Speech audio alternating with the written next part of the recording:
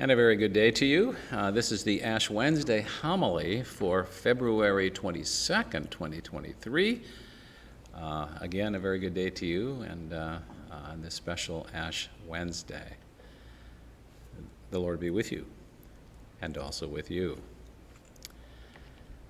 There's a 1973, now that's a while back, there's a 1973 motion picture titled Ash Wednesday. And it stars, of all people, is Elizabeth Taylor. Yep, Elizabeth Taylor. And Taylor plays an aging woman who wants to return to the heights of her beauty. In pursuit of this obsession, she boards a plane to Switzerland, where she undergoes extensive plastic surgery. And the doctors promise her that afterwards she will look 20 years younger. Well, following the surgery, with her bruised face all wrapped up in bandages, Taylor dons dark sunglasses and decides to go for a walk. Slowly, in great pain, she strolls the streets of Geneva. Seeking a place to stop for rest, she enters an old stone church, of all places. Hidden in the back row of the sanctuary, she is like a cocooned caterpillar waiting to emerge from a gauze chrysalis. That is, until she is approached by an aging, elderly priest making his way through the congregation. It's Ash Wednesday, of all days. And he's carrying his bowl of ashes. Carrying his bowl of ashes, he pauses in front of Taylor and intones the ancient litany. Remember, you are dust, and to dust you shall return. Now, there's a reality check for you. Seeking to look a few years younger, and the ancient liturgy reminds you that any improvement, no matter how striking, is but temporary. And this is how Lent begins, with a reminder of our mortality. Dust to dust, and ashes to ashes. For 40 days leading up to Easter, we assess our lives. 40 days because that's how long Jesus was tempted in the wilderness. And during this time, we ask ourselves what is really important in our lives. Religious people are often accused of indulging in escapism. Nothing could be further from the truth. We are people who deal with the really important things in life. And that is what Lent is all about, and it begins with Ash Wednesday. Ash Wednesday reminds us of our mortality, that someday we will come to the end of our line.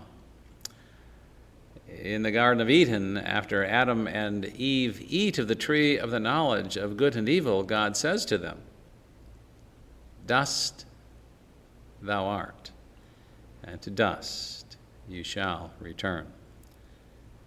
And that's part of the symbolism of the ashes which we shall place on our foreheads this day. It's a reminder of our mortality. We like to fancy that we shall live forever, and someday we shall. At the end of our line, there will be a circle. But not in this world, not in this life. This world is but a fleeting image of the world that is yet to come. Ash Wednesday puts it all into perspective. Of course, the subject of our mortality is not a popular one. Now, a friend of mine knew it was a difficult subject to bring before his aged mother, his mom, but he felt that he must. "Mom," he said, "you are no longer a spring chicken, and you do not need to think ahead of what will, and you do need to think ahead of what will happen in the future. You need to think ahead. Let's make arrangements about when you pass on, His mother did not say anything. She just sat there staring ahead. I mean, Mom, he continued, like, how do you want to finally go? Do you want to be buried? Cremated? And there was yet another long, stoic pause. And then the mother looked up at him and said, "Son, why don't you surprise me?" Yep, death is a difficult subject.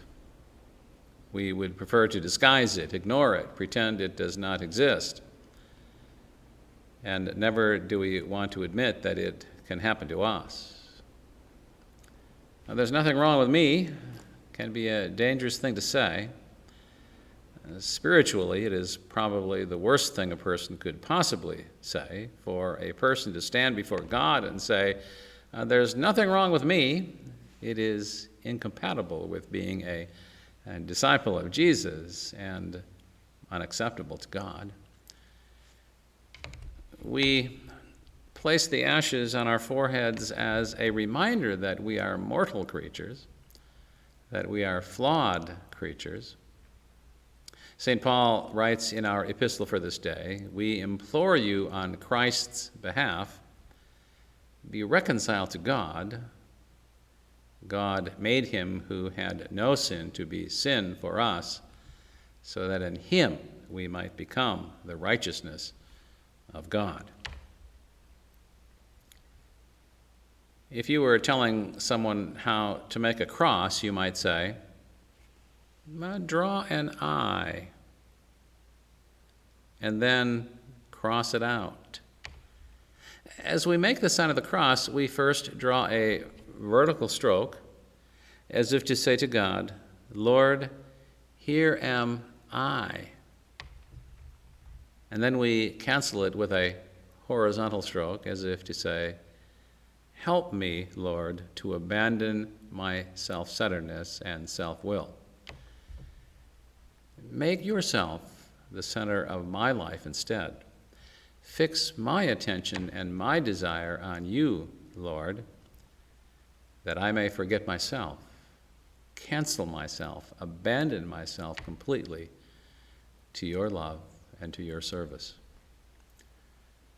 We are the only religion in the world whose God gets hurt, whose God gets stabbed, who writhes in pain on the cross, who gets whipped, who has 5 wounds in his body, who shouts in pain during his suffering, my God, why have you forsaken me?" And that is the good news of Ash Wednesday. We wear the ashes to remind us of our mortality and of our many flaws.